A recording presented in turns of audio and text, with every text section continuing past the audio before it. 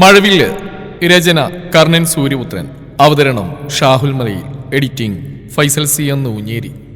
എന്നാ വാ അച്ഛനെണീക്ക്, വീട്ടിൽ പോവാം. നിങ്ങൾ പൊക്കോ, ഞാനിന്നിവിടെയാണ് കിടക്കുന്നത്. അയാൾ സീ ഫുഡ്സിന്റെ ഓഫീസ് റൂമിന് നേരെ കൈ ചൂണ്ടി. ഏയ് അതൊന്നും വേണ്ട, പണ്ട് ഇവിടെ തണുത്ത് വരച്ച് കുറെ കിടന്നിട്ടുണ്ട്, മക്കളെ ചെല്ലാൻ നോക്ക്. പറഞ്ഞിട്ട് കാര്യമില്ലെന്നറിയാവുന്നതുകൊണ്ട് ആര്യൻ അശ്വിനെ താങ്ങിപ്പിടിച്ച് അവിടെ നിർത്തിയിട്ട BMW കാറിന് നേരെ നടന്നു. കാറ് ഗേറ്റ് കടന്നു പോയപ്പോൾ ജയരാമൻ കസേരയിലേക്ക് ചാരി. പിന്നെ മൊബൈൽ എടുത്തൊരു നമ്പർ കോളിങ്ങിലിട്ടു. ഹലോ, ജയരാമൻ സാറിന്റെ ഈ നേരത്ത്? അപ്പുറത്തെ ഒരു പുരുഷ സ്വരം. അത് അന്ന് പറഞ്ഞ ഡീലിന് ഞാൻ ഓക്കെയാണ്. സത്യമാണോ സർ? തമാശ പറയാൻ ഈ നട്ടപ്പാതിരിക്ക് ഞാൻ നിങ്ങളെ വിളിക്കില്ലല്ലോ. എൻ്റെ മോൻ എന്തൊക്കെയോ മണ്ടത്തരങ്ങൾ പ്ലാൻ ചെയ്യുന്നുണ്ട്. എനിക്കതിലൊന്നും അത്ര വിശ്വാസം പോരാ. പക്ഷേ ഒരു കണ്ടീഷനുണ്ട്. എന്താ പറഞ്ഞോ? എൻ്റേതൊരു ഡെയിലി ഗെയിമാണ്. ഒരിക്കൽ തുടങ്ങിയാൽ പിന്മാറാൻ പറ്റില്ല. സോ ആലോചിച്ച ശേഷം തീരുമാനം അറിയിച്ചാൽ മതി. ആലോചിക്കാനൊന്നുമില്ലടോ, ഇനി തോറ്റു കൊടുക്കാൻ എനിക്ക് മനസ്സില്ല. ഇത്രയും നാൾ വേദ ബിൽഡേഴ്സ് സ്വന്തമാക്കണമെന്നായിരുന്നു ആഗ്രഹം. പക്ഷേ ഇനി അത് വേണ്ട. സുഭദ്രയും മോളും ചാവണം, അത്ര മതി. പിന്നെ നിങ്ങൾ മുന്നിൽ വെച്ച ഓഫർ അത് കൊള്ളാമെന്ന് തോന്നി. നിങ്ങളുടെ ലക്ഷ്യം ശ്രീധരൻ്റെ കുടുംബം, പിന്നെ ഒരു കഴിവ് കെട്ടവനെ പോലെ നിങ്ങളോട് പെരുമാറുന്ന അവഗണിക്കുന്ന ഭാര്യയുടെ മുമ്പിൽ തല ഉയർത്തി നിൽക്കണം. എൻ്റേത് അഭിമന്യു, അവൻ്റെ കൂടെയുള്ളവരും. എല്ലാം നടക്കും, ബട്ട് റിസ്ക് ഉണ്ട്. പാലാട്ട് ഗ്രൂപ്പിൻ്റെ സഹായം മറ്റാരും അറിയാതെ നിങ്ങൾ എനിക്ക് തന്നാൽ മതി. തീർച്ചയായിട്ടും ആരും അറിയാതെ നോക്കേണ്ടത് നിങ്ങളെക്കാൾ എൻ്റെ ആവശ്യമാണ്. എങ്കിൽ സാർ രണ്ടെണ്ണം അടിച്ചിട്ട് കിടന്നു, ഞാൻ വിളിച്ചോളാം. ജയരാമൻ ഫോൺ മാറ്റി വെച്ച് ഗ്ലാസ്സിൽ വീണ്ടും മദ്യം നിറച്ച് വായിലേക്ക് അമിഴ്ത്തി.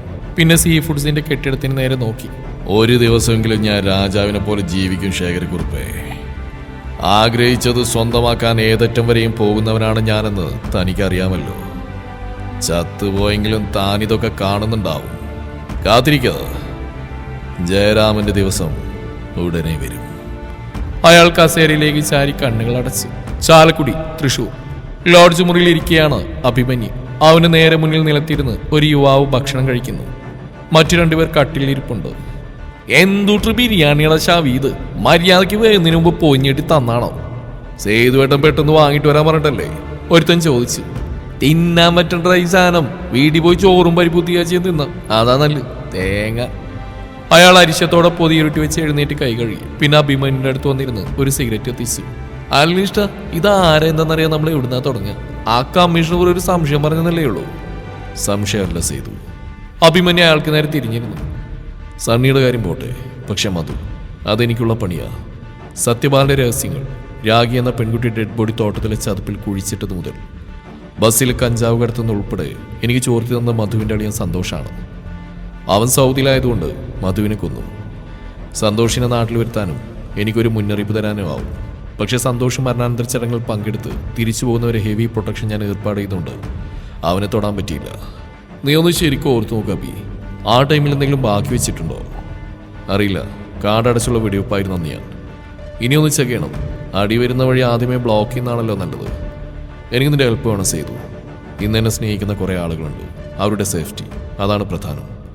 പണ്ട് എനിക്ക് ഉത്തരവാദിത്തങ്ങൾ കുറവായിരുന്നു, ഇന്ന് അങ്ങനെയല്ല. എൻ്റെ പ്രശ്നങ്ങൾ പോരായിട്ട് സുഭദ്ര ടീച്ചറുടെയും മോളുടെയും നേരെ വരുന്ന ശത്രുക്കളെയും നേരിടണം. ആ നാറി ജയരാമനെ നമ്പിക്കൂടാ.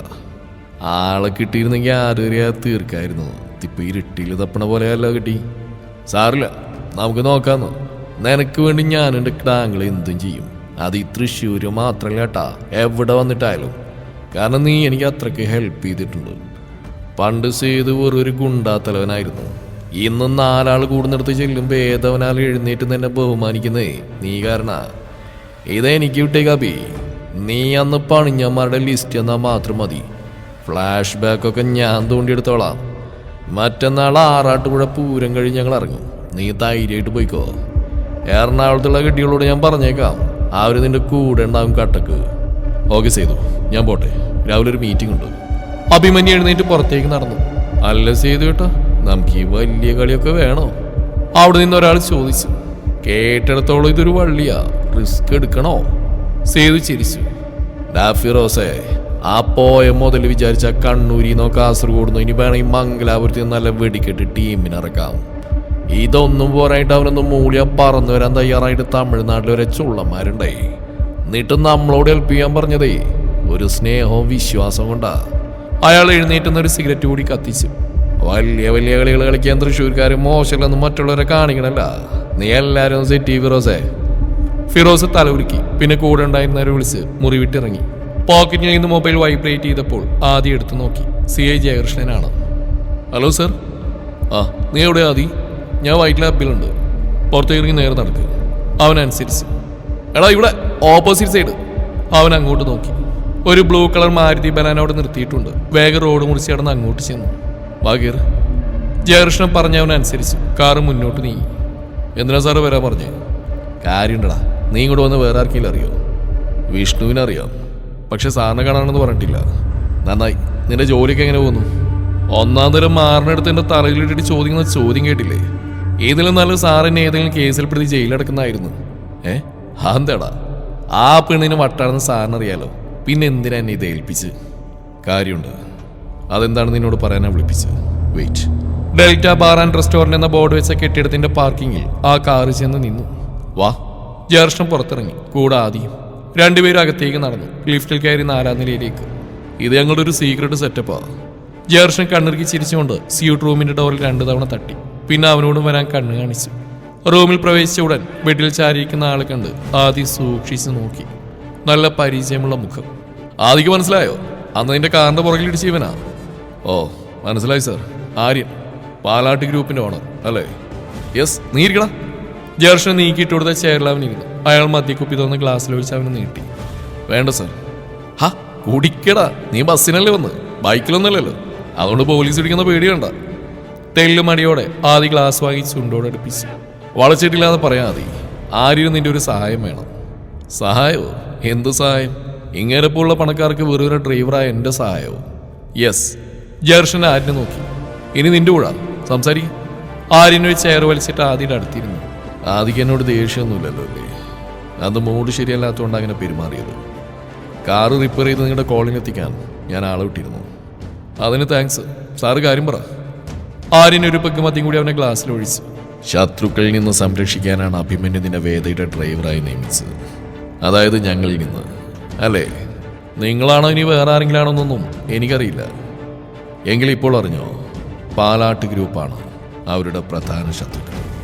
ഞങ്ങൾ കൊല്ലുമെന്ന പേടിക്ക് കാരണം ഉണ്ടാവില്ല ആരും സാറേ.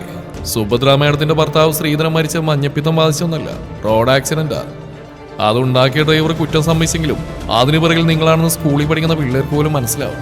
പോലീസും നിയമവും വാവുകൂട്ടി മിണ്ടാതിരുന്ന് അവർക്ക് വേണ്ടത് ഒരു പ്രതിയെയും തെളിവുകളും മാത്രമായതുകൊണ്ടാണ്. ഇനിയും നിങ്ങൾ അതുപോലെ എന്തെങ്കിലും ചെയ്യുന്ന പേടിയാനായിരിക്കും എന്നെ പോലെ ഒരു തന്നെ കൂടെ നിർത്തിയത്. ബട്ട് നിനക്ക് എന്ത് ചെയ്യാൻ കഴിയാതെ ഞാൻ തുനിഞ്ഞിറങ്ങിയ നിനക്കോ അഭിമന്യുവിനോ സാക്ഷാൽ ദൈവത്തിന് പോലും അവരെ രക്ഷിക്കാൻ കഴിയില്ല. ആദ്യ കൈ മാറിൽ കെട്ടി നിവർന്നിരുന്നു. വേദലക്ഷ്മിക്ക് ജീവിതകാലം മുഴുവൻ പ്രൊട്ടക്ഷൻ കൊടുക്കാമെന്നൊന്നും ഞാൻ വാക്ക് നൽകിയിട്ടില്ല. തരുന്ന പൈസക്ക് ജോലി ചെയ്യും, അതാണ് ശീലം. എന്നെ കൊല്ലാതെ നിങ്ങൾക്ക് അവിടെ മുടി പോലും തൊടാൻ പറ്റില്ല. Great great. ആര്യനുറക്കെ ചിരിച്ചു. ആ കോൺഫിഡൻസ് എനിക്ക് ഇഷ്ടപ്പെട്ടു. പക്ഷെ ആദി, എനിക്ക് അവളെ കൊല്ലണ്ട. അവൾ അറ്റാക്ക് വന്ന് ചത്താലും പോലീസ് എൻ്റെ നേരെ വരും. എപ്പോഴും നിയമത്തെ വിലക്ക് വാങ്ങാൻ കഴിയണമെന്നില്ലല്ലോ. അവര് വെറുതെ വിട്ടാലും അഭിമന്യു വെറുതെ വിടില്ല. ഇതൊക്കെ എന്നോട് എന്തിനാ പറയുന്നത്? ഞാൻ നിങ്ങളെ കാണാമെന്ന് അഭിമന്യു സാർ അറിഞ്ഞാൽ എൻ്റെ പണി പോകും. ലിസൺ കെയർഫുൾ ആദി. ഇവിടെയാണ് എനിക്ക് നിന്റെ ഹെൽപ്പ് വേണ്ടത്. വേദലക്ഷ്മിയെ ഒതുക്കാൻ. എൻ്റെ പൊന്ന് സാറേ, നിങ്ങൾ 2 കുടുംബക്കാർക്കിടയിൽ എന്താണ് ശരിക്കും ഇഷ്യൂ എന്നെന്ന് എനിക്കറിയില്ല. പക്ഷെ സ്നേഹം കൊണ്ട് പറയാ, ആ പിശാച ആണിനും പെണ്ണിനും അടങ്ങാത്ത ജാതിയാ. അവൾ ഒതുക്കാനോ? അതും ഈ ഞാൻ. ഒന്ന് പോയേ. എടാ, നീ ആദ്യം മുഴുവൻ കേൾക്ക്. ജയകൃഷ്ണൻ ഇടപെട്ടതോടെ ആദ്യം നിശബ്ദനായി. ആരും കുറച്ചുകൂടി അടുത്തേക്കിരുന്നു. ആദ്യം ഞാൻ പറയുന്നത് കേൾക്ക്. നീ അവളെ പ്രണയിക്കണം. അവൾക്ക് നിന്നോടത് തോന്നണം. മറ്റെല്ലാം മറന്ന് അവൾ നിന്നെ സ്നേഹിക്കണം. നീ ഇല്ലാതെ ജീവിക്കാൻ പറ്റില്ലെന്ന നിലയിൽ അവളെ എത്തിക്കുക എന്നതാണ് നിന്റെ ജോലി. ആദ്യം കുറച്ചേരം ആരിനെ തന്നെ നോക്കിയിരുന്നു. പിന്നെ പൊട്ടിച്ചിരിക്കാൻ തുടങ്ങി.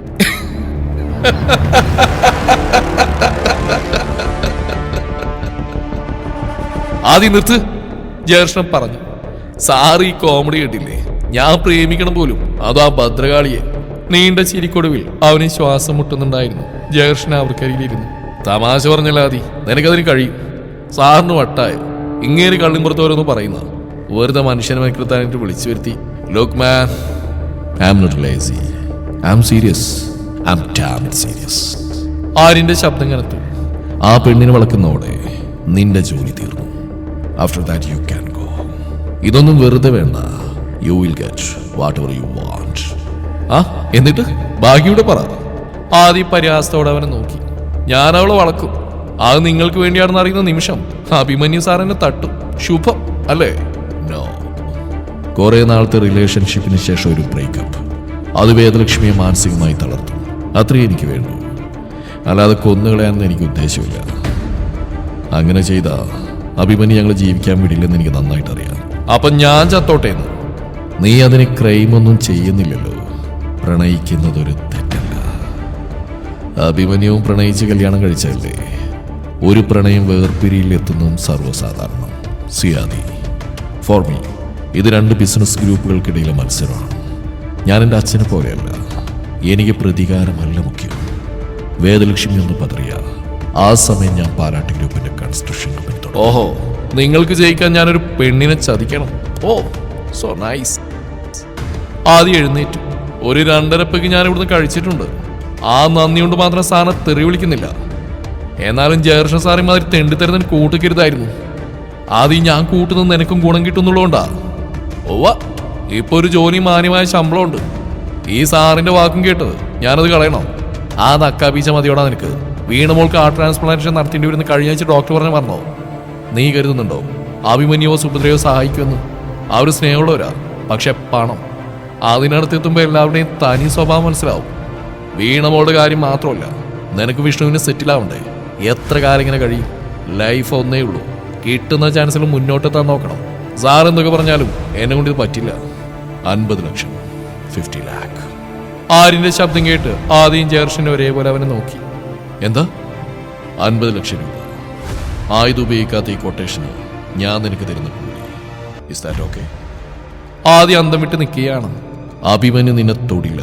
അത് ജയർഷൻ സാർ ഏറ്റിട്ടുണ്ട്. സാർ വിചാരിച്ച അഭിമന്യുവിനെ തണുപ്പിക്കാൻ പറ്റും. ഈ കാശ് മാത്രമല്ല, വേറെ എവിടെയെങ്കിലും സെറ്റിൽഡ് ആവാനും നിന്നെ സഹായിക്കും. വലിയ അധ്വാനമൊന്നുമില്ലാത്ത ജോലിക്കാ ഇത്രയും കൂലി എന്നോർക്കണം. ആര്യൻ എഴുന്നേറ്റ് ആദിയുടെ ചുമലിൽ കൈവച്ചു. ഏതൊരാണിനും ചെയ്യാൻ പറ്റുന്ന മാത്രമേ നിന്നോട് പറഞ്ഞിട്ടുള്ളൂ. അവളെ പീഡിപ്പിക്കാനോ കൊല്ലാനോ അല്ല. ഇനി നീ അഥവാ നോ പറഞ്ഞ വേറെ ആരെങ്കിലും ഏറ്റെടുക്കും. ജയർഷൻ സാറ് നിർബന്ധിച്ചുകൊണ്ട് മാത്രം നിന്നെ ഏൽപ്പിക്കാമെന്ന് തീരുമാനിച്ചു. Decision is yours. ആദ്യം നാവിറങ്ങിയ പോലെ നിൽക്കുകയാണ്. ജയർഷൻ ഒരു പെഗ്ഗൂടി ക്ലാസ്സിലേക്ക് പറഞ്ഞു അവന്റെ കയ്യിൽ പിടിപ്പിച്ചു. അടിക്കണ മോനെ, നീ ഒരു സിനിമയിൽ അഭിനയിക്കുന്നു കരുതിയാൽ മതി. ഡയറക്ടർ കട്ട് പറയുമ്പോൾ അഭിനയം മതിയാക്കുന്നു. അത്രയേ ഉള്ളൂ. അഭിമന്യു നിന്നെ നുള്ളി നോക്കിയ പോലില്ല. അതെന്റെ ഗ്യാരണ്ടി. പക്ഷെ നമ്മൾ 3 ആളും അല്ലാതെ വേറെ ആരും ഇതറിയരുത്. വിഷ്ണു പോലും. സംഭവം സക്സസ് ആയിട്ട് പണം നിനക്ക് കിട്ടിയ ശേഷം അവനോട് മാത്രമേ പറഞ്ഞു. ആദ്യമൊന്നും മിണ്ടിയില്ല. എടാ, ഇത്രയൊക്കെ ആലോചിക്കാവുന്ന നിന്നോട് മാനിയായിട്ടൊന്നല്ലല്ലോ പെരുമാറിയത്. വായിൽ സ്വർണ്ണക്കരടി അടി ജനിച്ച പെണ്ണിന് സാധാരണക്കാരനോട് വെറും പുച്ഛമാ. അതുകൊണ്ട് സെന്റിമെന്റ്സ് ഒന്നും വേണ്ട. ആര്യന് വിസിറ്റിംഗ് കാർഡ് എടുത്ത് അതിന്റെ പുറകിലൊരു അഡ്രസ്സ് എഴുതി ആദിയുടെ പോക്കറ്റിലിട്ടു. ആലോചിച്ചിട്ട് സമ്മതമാണെങ്കിൽ ആ കാർഡിൽ അഡ്രസ്സിൽ ചെന്നാൽ മതി. അഡ്വാൻസ് കാശ് നിനക്ക് കിട്ടും. ബാക്കി ജോലി കഴിഞ്ഞതിന് ശേഷം. കാർഡിൽ എൻ്റെ നമ്പരും ഉണ്ട്. എന്താവശ്യമുണ്ടെങ്കിലും നിനക്ക് എന്നെ വിളിക്കാം. ആദ്യം മറുപടിയൊന്നും പറയാതെ പുറത്തേക്ക് നടന്നു. ആര്യനോട് യാത്ര പറഞ്ഞു ജയർഷനും പുറകെ ചെന്നു. അവർ പോയ ഉടനെ ഡേവിഡ് റൂമിൽ കയറി ഡോർ ലോക്ക് ചെയ്തു. എന്തായി, അവ സമ്മതിക്കുമോ? സമ്മതിക്കാതെ എവിടെ പോവാനാ ഡേവി? ആര്യനൊരു ഗ്ലാസ് മദ്യം ഡേവിഡ് നേരെ നീട്ടി. അരപ്പട്ടിണിയുമായി ആ കോളനിയിലെ പട്ടിക്കൂട് പോലുള്ള വീട്ടിൽ കഴിയുന്ന ഇവനൊക്കെ സ്വപ്നം കാണാൻ പോലും പറ്റാത്തത്ര പണമാണ് ഞാൻ ഓഫർ ചെയ്തിരിക്കുന്നത്. അവൻ വേണ്ട നോക്കില്ല. പക്ഷേ ഇതൊക്കെ ഓവറാ. 50 ലക്ഷം രൂപ നിനക്ക് വട്ടാ. എത്ര വേണേലും ഞാൻ കൊടുക്കും. ആര്യൻ ചിരിച്ചു. ഇതൊരു റീവെഞ്ചാണ് ഡേവി. നീ മറന്നു? പണ്ടൊരിക്കൽ ഞാൻ അവളെ സാക്ഷാൽ വേദലക്ഷ്മിയെ പ്രപ്പോസ് ചെയ്തിരുന്നു. അന്ന് എൻ്റെ അച്ഛൻ ശ്രീധരൻ്റെ പാർട്ട്ണറാണ്. ബിൽഡേഴ്സ് കൈവിട്ട് പോവാതിരിക്കാനൊന്നുമല്ല. ശരിക്കും ഉള്ളിൽ ഇഷ്ടം തോന്നിയിട്ടാ. പക്ഷെ അവളെന്നെ ഇൻസൾട്ട് ചെയ്തു. അതും എൻ്റെ ഫ്രണ്ടിൻ്റെ മുമ്പിൽ വെച്ച്. അവളെ കേട്ടാൻ എനിക്ക് യോഗ്യതയില്ല പോലും. ആ നാണക്കേടിൻ്റെ വേദന മാറുമുമ്പാ എൻ്റെ അച്ഛനെ കള്ളനെന്ന് പറഞ്ഞ ശ്രീധരൻ ചവിട്ടി പുറത്താക്കിയത്. എല്ലാവരുടെയും പരിഹാസവും അർത്ഥം വെച്ച നോട്ടവും ഇന്നും എൻ്റെ മനസ്സിലുണ്ട്. ശ്രീധരനെ തീർക്കാൻ ഞാൻ ഒരുങ്ങും മുമ്പ് അച്ഛനത് നടത്തി. കേസിൽ 100 ലക്ഷങ്ങൾ ചെലവാക്കേണ്ടി വന്നു. അതിനുശേഷം ബാംഗ്ലൂരിൽ വെച്ച് അവളെ കൊല്ലാൻ ആളെ അയച്ചത് അച്ഛൻ്റെ വിവരക്കേട്. വേദലക്ഷ്മി മരിക്കാൻ പാടില്ല. ചോലക്കാട് കോളനിയിലെ ഒരു കൂലിത്തല്ലുകാരനാണ് തൻ്റെ ഡ്രൈവറെന്ന് അവളോട് ആരും പറഞ്ഞിട്ടില്ല. അവൻ തൻ്റെ സെക്യൂരിറ്റിയാണെന്ന് അവൾക്കറിയില്ല. അവളെ സംബന്ധിച്ച് ആദ്യം വെറും ഒരു സാധാരണ ഡ്രൈവർ. അവൻ അവളെ വളച്ചെടുക്കട്ടെ. പിരിയാനാവാത്ത വിധം അടുത്ത ശേഷം അവൻ ആരാണെന്ന് ഞാൻ അവളെ അറിയിക്കും. ഞാൻ പണം കൊടുത്ത് ഏർപ്പാടാക്കിയ ഒരു വാടക ഗുണ്ടയാണ് അവളുടെ കാമുകനെന്നറിയുമ്പോഴുള്ള അവളുടെ മുഖഭാവം എനിക്കൊന്ന് കാണണം. ആരിന്റെ ശബ്ദത്തിൽ പക നിറഞ്ഞു. ശ്രീധരന്റെ മോളാണ് അവളെങ്കിൽ ചതിക്കപ്പെട്ടു എന്നറിയുന്ന നിമിഷം അവൾ ആത്മഹത്യ ചെയ്യും. പക്ഷെ നിന്റെ അച്ഛനത് പോരല്ലോ. ബിൽഡേഴ്സ് അല്ലേ മൂപ്പരുടെ ലക്ഷ്യം. അച്ഛന് വട്ട അവളും തള്ളയും ചത്താ പോലും നമുക്ക് കിട്ടില്ല. അഭിമന്യാണ് പാർട്ണർ. ചൊറിയാൻ പോയ അവൻ മാന്തി വിടും. പുതിയൊരു കൺസ്ട്രക്ഷൻ കമ്പനി തുടങ്ങാൻ അമ്മ സമ്മതിച്ചിട്ടുണ്ട്. ഫിലിം പ്രൊഡക്ഷൻസ് ഒക്കെ നഷ്ടത്തില്ല. അത് മതിയാക്കി ഇതിൽ ശ്രദ്ധ കൊടുക്കും. വേദ ബിൽഡേഴ്സ് ഒതുങ്ങിയ നമുക്ക് ഒറ്റയടിക്ക് മുന്നിലെത്താൻ കഴിയും. അച്ഛനെ മനസ്സിലാക്കാനാണ് പാട്. ആ നോക്കാം. പക്ഷെ വേദക്ക് അവനോട് ഇഷ്ടം തോന്നണ്ടേ? വെറുമൊരു ഡ്രൈവറെ പ്രേമിക്കാൻ മാത്രം വിഡ്ഢിയാണ് അവള്. നിനക്ക് അവളെ ശരിക്കും അറിയാത്തതുകൊണ്ടാ. ശ്രീധരന്റെ അല്ല, സുഭദ്രയുടെ സ്വഭാവമാണ് അവൾക്ക്. ഇമോഷൻസിന് നല്ല പ്രാധാന്യം കൊടുക്കുന്നവൾ. പിന്നെ തൻ്റെ സ്കൂളിലെ ടീച്ചറായിരുന്ന സുഭദ്രയെ ശ്രീധരൻ പ്രണയിച്ച് കല്യാണം കഴിച്ചല്ലേ. അപ്പോൾ ഇതും നടക്കും. പക്ഷെ ആദ്യം നന്നായിട്ടൊന്ന് പരിശ്രമിക്കണം. അതിനായി ഇത്രയും പൈസ ഓഫർ ചെയ്ത്. പണ്ടത്തെ പോലെ വിരൽത്തുമ്പിൽ പോലും തൊടാത്ത റിലേഷൻഷിപ്പ് ഒന്നും ഇന്നില്ല. അവള് വളഞ്ഞ ഏതായാലും അവനത് മുതലെടുക്കും. സുന്ദരിയായ പണക്കാരിയായ ഒരു പെണ്ണിൻ്റെ കൂടെ കിടക്കാൻ കിട്ടുന്ന അവസരം അവൻ പാഴാക്കില്ലടോ. എനിക്കും അതിനെയാ വേണ്ടത്. അവൻ മൊബൈൽ എടുത്തു. ഞാൻ ആ ജേർഷൻ സാറിനെന്ന് വിളിക്കട്ടെ. ആദ്യം എന്ത് പറഞ്ഞു എന്നറിയണമല്ലോ. ഫോൺ ചെവിയിൽ വെച്ച് ആരും ബെഡിലേക്ക് ചാഞ്ഞു. ചതിക്ക് ആദ്യ കൂട്ടു നിൽക്കുമോ? വേദലക്ഷ്മി പ്രണയ നാടകത്തിനിരയാവുമോ? കാത്തിരിക്കാം. അത്യന്തം ആകാംക്ഷ നിറഞ്ഞ ഈ കഥയുടെ മനോഹരമായ ബാക്കി ഭാഗങ്ങൾക്കായി. തുടരും. ഈ കഥയുടെ ബാക്കി ഭാഗം നാളെ ഇതേ സമയം.